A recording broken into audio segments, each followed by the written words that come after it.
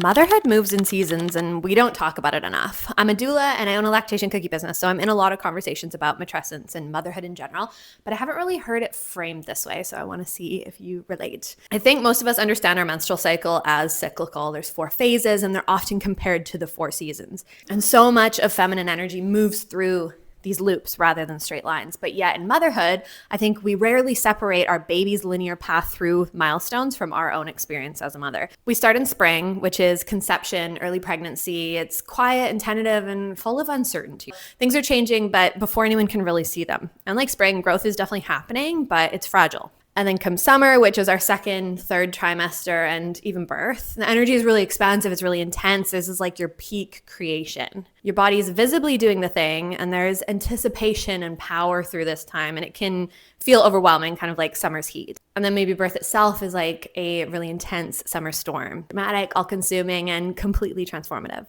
Then we move into autumn, which I see as early postpartum, 4th trimester, and maybe the first 6 months with your baby. And the season's about letting go and integration.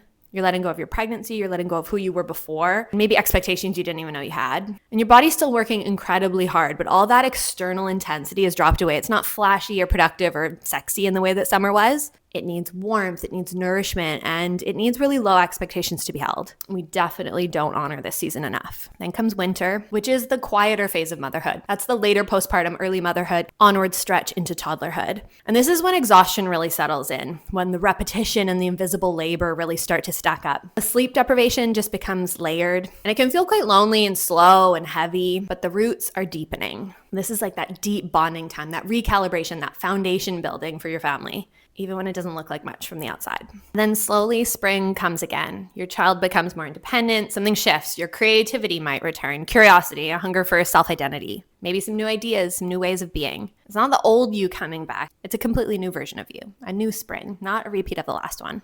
And I think looking at motherhood this way gives us language to where we are. It reminds us that these phases are not personal failures, they're just seasons. And the problem is that society treats motherhood as if we should always be in summer, glowing, productive, bouncing back. But motherhood, like menstruation and so much feminine energy, is cyclical. So if you're in autumn or winter right now, you're not behind, you're not doing anything wrong. You're exactly where you're meant to be, and spring will come again.